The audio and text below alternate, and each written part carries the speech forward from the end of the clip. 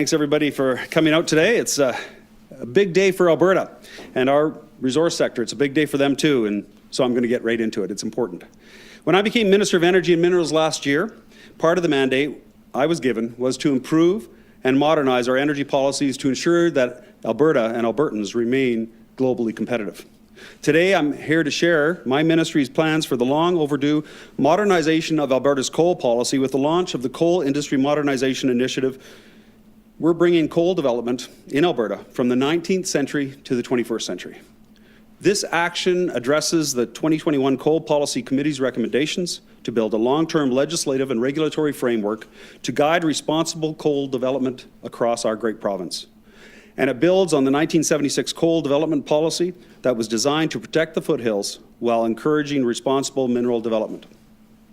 Although the need for an updated coal policy has been evident for at least a decade, previous governments have kicked the can down the road on this issue consistently, relying on temporary fixes, band-aid cures, and regulatory half measures as successive governments failed to modernize our coal policy.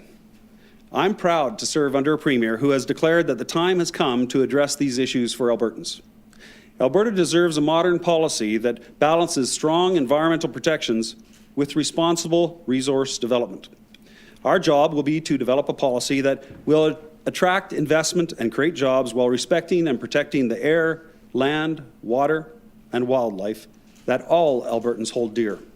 More than 30,000 Albertans from all walks of life and areas right across the province, Indigenous and Métis people, municipalities and industry stakeholders, they all voice their concern on coal and coal policy through the work of the Coal Policy Committee.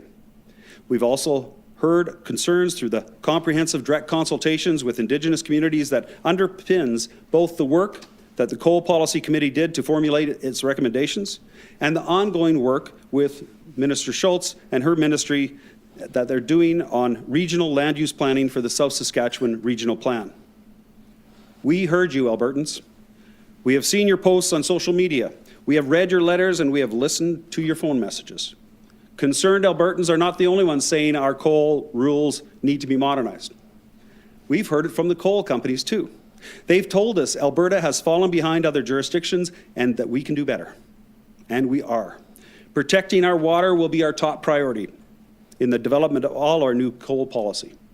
If coal mining is allowed, it will only be allowed to the highest possible standards. Alberta's new standards for coal mining will be among the best in the world and the best in Canada. We will be working with the AER to conduct targeted engagement with the coal industry stakeholders to start the Modernize initiative. These sessions will allow industry to share their best practices that are in use in other jurisdictions right around the world and to allow us to give industry a heads up on coming policy changes. Work will be done quickly with the goal of having a new coal policy ready by this time next year. Our work may include amendments to the Coal Conservation Act, the Mines and Minerals Act, and other associated regulations, rules, and directives to achieve what we need to on the desired outcomes.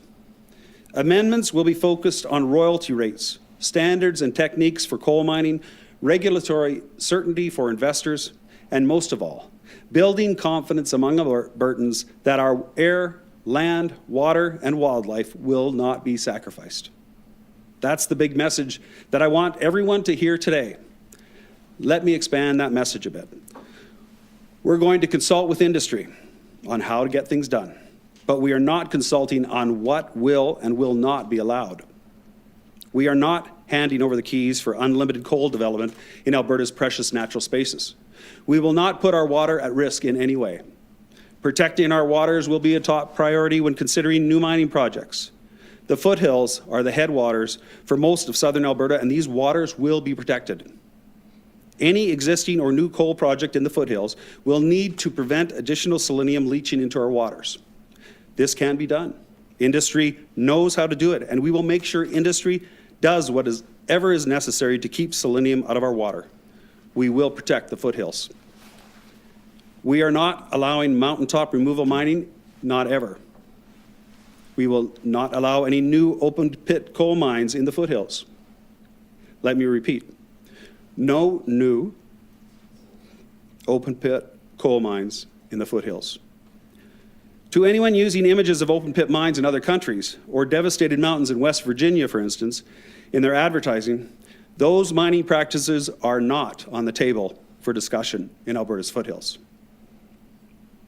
Why coal? Well, allow me to anticipate some of your first questions. Yes, Alberta has stopped burning coal to generate electricity. That was thermal coal. And aside from a few very specific agricultural issues, thermal coal is no longer used in Alberta. What we're talking about here is mostly metallurgical coal, which is absolutely vital for the world for steelmaking. Yes, and vital for Albertans.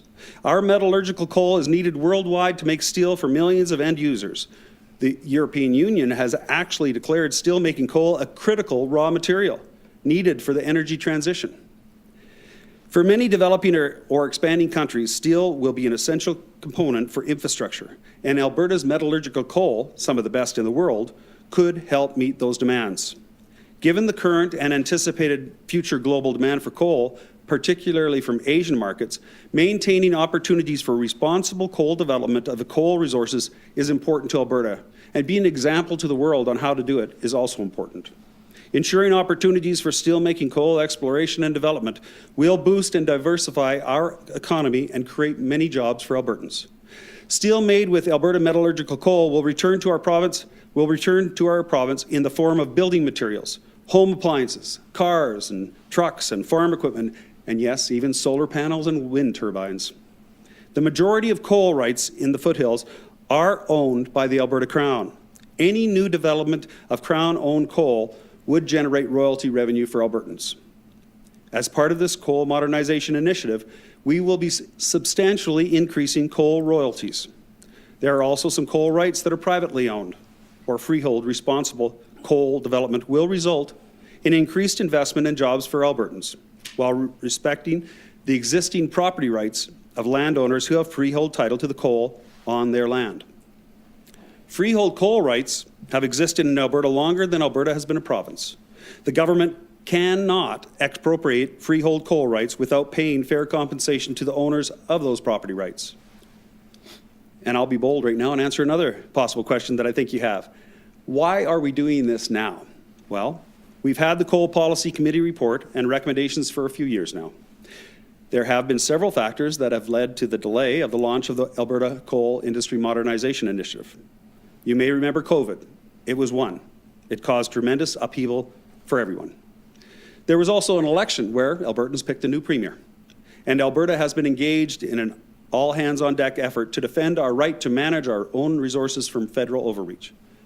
You've seen Minister Schulz and myself be part of that effort, along with the premier. But our premier also wanted us to solve this issue that's so important to so many Albertans. We've heard loud and clear that Albertans are concerned about the environmental impacts of coal development.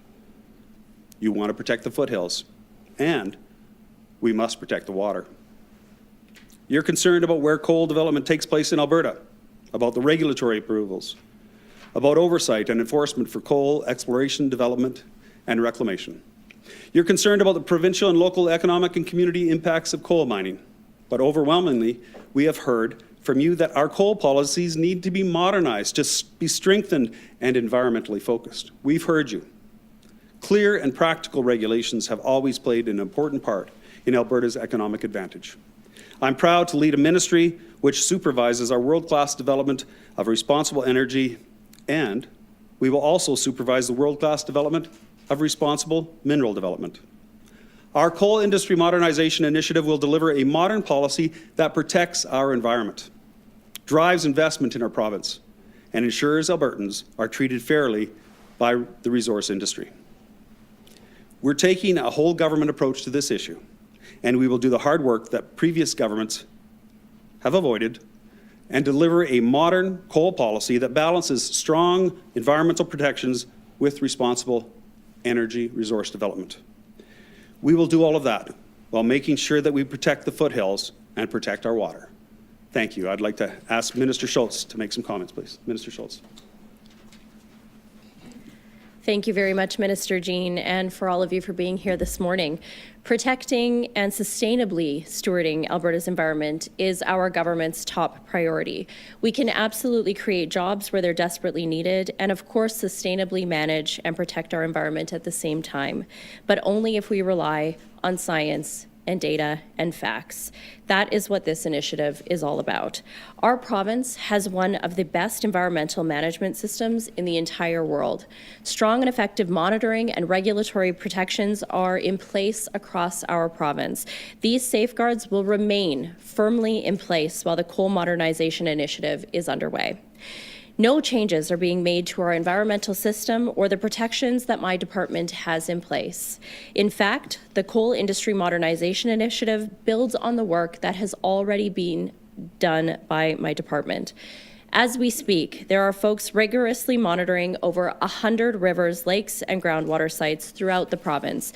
This includes almost 60 sites in the South Saskatchewan and Red Deer River basins alone. We continue to test for selenium and other contaminants under every single surface water quality framework, and we are funding researchers who are studying lakes and rivers to identify ways for industry to improve. All of this work will continue 24 hours a day to keep protecting Alberta's water. Our regulatory system will also remain firmly in place. The AER is responsible for upholding Alberta's environmental standards for air, land, and water throughout the life of every project, and I expect that every single rule and regulation will continue to be followed. Absolutely no exceptions. We have said from the very beginning that coal policy must be embedded in land use plans as well, which are developed in close consultation with people living and working in the area so that they too can absolutely have their say. Our province has one of the best and most comprehensive land use planning systems in the world. It has never been faster or more focused on what Albertans want to see happen right here in our province. Public input on the South Saskatchewan Regional Plan's 10-year review just closed, and we expect to start engaging on the Upper Smoky Regional Plan in the new year. We will continue to work with all Albertans, including Indigenous peoples, to help create and adapt our land use plans, and this will include providing clear direction about where coal should and should not occur. Albertans have been clear about what they want: protection for the environment, for the foothills, and for our water, and responsible development where it can most safely occur. This initiative will make our strong environmental system even stronger, keeping our safeguards in place while modernizing our approach to coal to the benefit of all Albertans. Thank you. Thank you. This concludes the formal part of today's announcement. We will now go to questions from the media. We will start in the room, then go to the phone lines. I ask that you identify yourself and the outlet that you're from. We'll have one question, one follow format. So we'll start in the room here. Hi, Sarah Offen, Global News. So can you talk a little bit more? I want to ask specifically about some of the technology, I think, that has been referenced here in terms of the removal of selenium and preventing that leaching. You know, I have some suggestion that technology doesn't exist. Do you have examples of how that technology, or cases where it's been successfully used to remove that and to prevent it from going into the waterways completely? Well, let's be clear. If it doesn't exist, it's not going to happen. But we do understand it does exist, and technologies come along every day.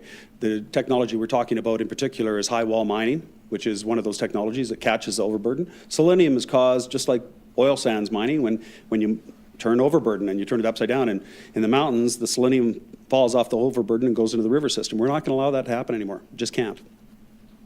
And there are other technologies as well, if I can be very blunt. There's technologies that isolate and contain and do surface mining and other technologies. We're not going to allow open pit mining in the foothills anymore. That's one of the biggest issues, because foothills are not only pristine, but we understand and recognize that technologies do not exist where open pit mines do not cause the tremendous damage they do, and they do not just before, but during reclamation as well, and we're just not going to allow that to happen. There are other technologies. Underground technology is the most obvious, but let's face it, metallurgical coal is used by the world. It's needed by the world, and in Alberta we have a lot of the best coal in the world, and we can mine that considering the environment and considering all of those long-term impacts, and make sure we do a better job than anywhere else. We do it with our oil sector, we do it with our gas sector, so we can do it with our coal sector.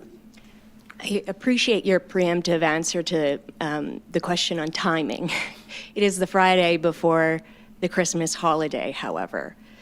Why is this being announced now, considering this has been such a controversial topic for Albertans? Well, I'll tell you, first of all, a lot of work has been done up to today. So the coal policy framework, Minister Schulz and myself have been speaking about this. I have regularly scheduled meetings on coal policy, and I have since my mandate started on this. This is a file that we've continuously pushed forward because we want to create certainty. The certainty we want to create is not just for industry. Let's be clear, there's been a lot of misunderstandings out there. The certainty we want to create is for Albertans, letting them know that we're moving forward to protect what they want us to protect and make sure we do so in a balanced way without sacrificing the environment. So we've been pushing forward in this file a lot. We've been trying to get it to this point, but we want to make sure we do proper consultation. And we're here before the Christmas break. There's a lot of things happening today. There's a lot of things happening right now, but you may have noticed that this Premier has a very ambitious agenda. And when we have something ready to push forward, we put it out, and that's what we've done here. May I also just add? Just to add as well, it's good timing in terms of alignment with our engagements on the South Saskatchewan regional plans, that we can take the work that's been done by Energy and Minerals and Minister Jean's team and embed that into what we're working on in terms of reviews and updates and edits and further engagement on that plan. And then just to reiterate what Minister Jean said in terms of water quality and testing, we have such a significant and comprehensive system for testing and sampling water across the province. I would say that there are two aspects here. One is technology and one is technique. And through the work that Minister Jean has done, we're addressing both. We as government, we set the standard. We set the benchmark for essentially what we're able to find in our water, what levels are acceptable, what levels are not. Those are based on science and research. In fact, over the last couple of years, since the work of the coal policy review, my department, researchers within my department have worked on, I believe they've released 5 out of 6 papers on the science in terms of what we're seeing down in southern Alberta specifically and in the water. And this policy will address those concerns from both a technology and a technique perspective while protecting our eastern slopes, our mountains, and our water. All right, next question, please. Thank you. Alicia Fieldberg with CTV News. Thank you for taking my questions. Minister Jean, you wrote an op-ed in 2021 criticizing then Premier Kenney. Some of those statements you made there were the royalties Albertans get from coal are minuscule. I'm not convinced that the small net benefits we get from any new open pit coal mines will be worth the price of wearing another environmental target, and same to that tune. What has changed now that, you know, this is part of your team? Well, first of all, we're going to manage it properly. Let's just say some of the things that have happened in the past years have not been in the best interest of Albertans. But as I reflected in my notes, I'm also going to deal with the royalty rates. You're right. The amount of royalty rates for Albertans on the basis of what coal is taken out is minuscule compared to what's going on in the rest of the world. So we're going to modernize that and bring it up to a place where it's realistic and competitive. That will change everything. So will the fact that we make sure we maintain the environment, we protect our waterways, protect our foothills. We've been very clear there's not going to be any more open pit mines in the foothills. That's a big statement. That's a big day for, I think, a lot of people in southern Alberta. We're going to do it right. What was happening before was wrong. Second question is, you know, obviously we know coal has been big in the world for a long time, the Industrial Revolution, for instance. You said metallurgical coal is essential, but I understand about 30% of the world's steel is made using recycled steel and a process using natural gas, also a product that Alberta wants to tout. So why is it that, you know, we're going towards this old use of coal and not towards the more modern shift towards natural gas and going back to the coal idea instead of moving forward with other energy that Alberta is trying to promote?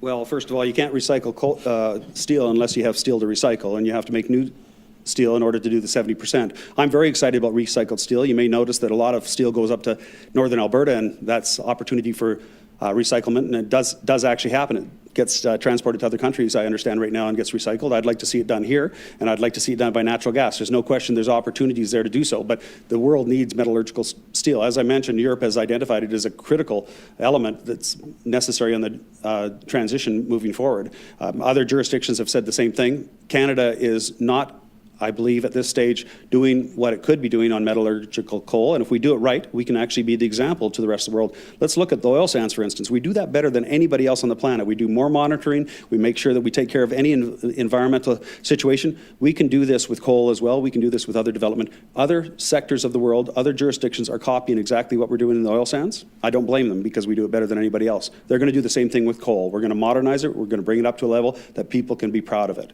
They're not right now, but they will be.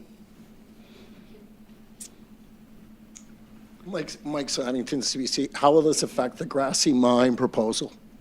Well, the Grassy mine proposal, of course, was an exempt mine going forward, but there are absolutely no exceptions in relation to selenium and the effect and the long ongoing scenario of selenium.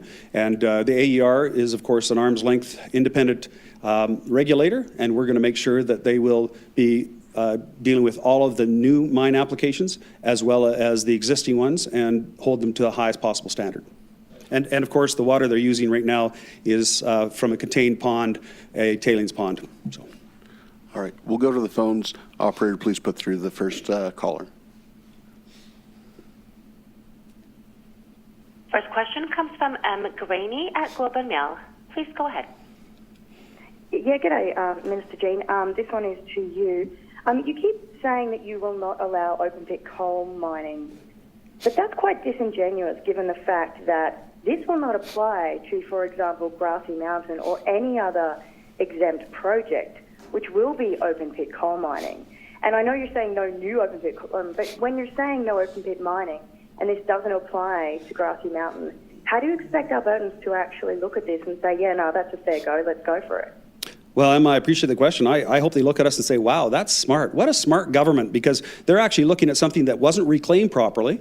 They're going to require the company to reclaim it properly, and at the same time, they're going to be able to do it economically and not cause any environmental problems. I think it's a great solution, and we have to look around the province for other opportunities. There's a lot of brownfields, a lot of contamination, and a lot of contaminated sites left by previous governments, including the federal government, and we need to find innovative ways to clean those up, and we're going to. Grassy Mountain is no exception to that. We're going to be very, very closely monitoring this and dealing with the AER to make sure that this is done in the most responsible way possible without affecting the people's lives and the environment in a negative way. I mean, you kind of spun that answer there, Minister, with all due respect. I did say that, this does not apply to open pit mining when it comes to Grassy Mountain. So it's disingenuous for you to say there will not be open pit mining when, in fact, there could well be, given what happens with Grassy Mountain. But on the royalty part of this, you talked about a substantial increase. Are we talking there about what Albertans might get from oil and gas, for example, or how high are you kind of picturing that might go? Well, first of all, Emma, I said no new open pit mines. So I'm not disingenuous. There's certain contractual relationships we have to continue to honor, but we're going to honor those at the same time, make sure we keep the environment clean and people's lives safe. Our number one priority is going to be water and people and wildlife, and we're going to make sure that those things are protected no matter what the case is. As far as royalties go, as a person that's been in business for a long time, very seldom do I have people come to me and say, listen, you're charging us too little. Well, I've had at least 3 coal miners tell me over the last number of years that the rates in Alberta are just too low. Well, they're too low. We're going to bring them up. I don't know what that number is going to be yet because we have to consult with industry and we have to make sure we're competitive across the world. But right now we are not competitive and we have to bring that rate up so that Albertans recognize that if we're going to allow this to happen, that they get a true benefit from this, a benefit that provides schools and hospitals and roads. I believe right now there's one coal mine in Alberta that's brought in about $200 million over the last few years. Those dollars pay for the essential needs of Albertans.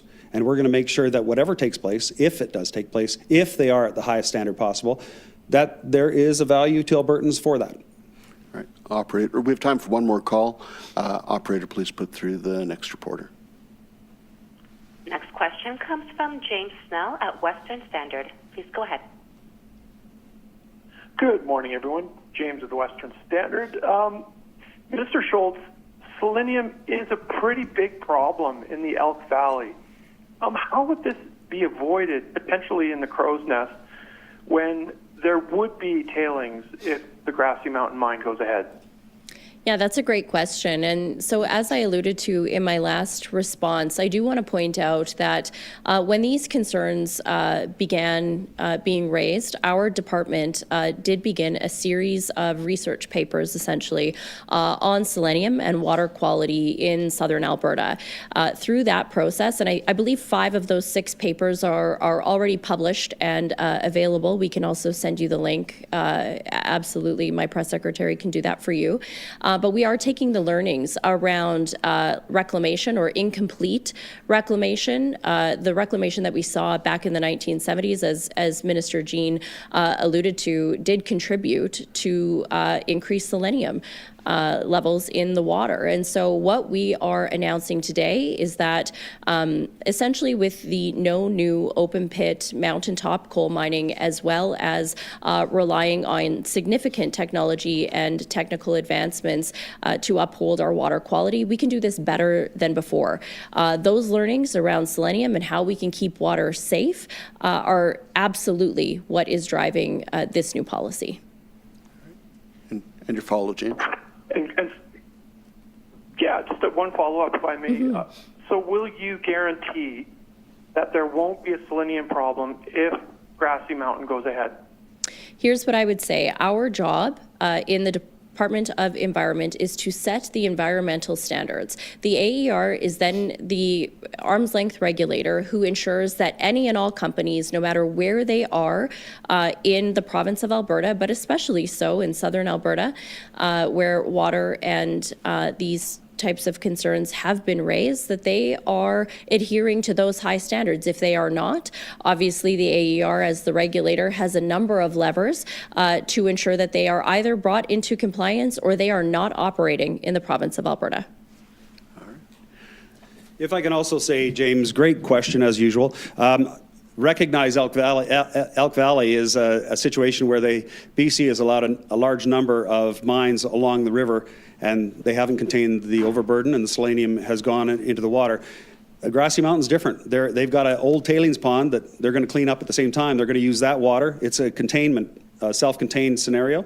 So the AER has to look at that, but one of the main issues is the geography of the situation. Are we going to allow multiple mines within a one river valley? No, we're not. Are we going to make sure that if anything is allowed in such a geography that they have a plan to contain the selenium first? Absolutely. We're not going to do what BC did. We're not going to do what the NDP allowed there. And we're going to make sure that we are an example to the world of what we can do, and we can do it better. Thanks, James. All right. Thank you, everyone. And this concludes today's press conference.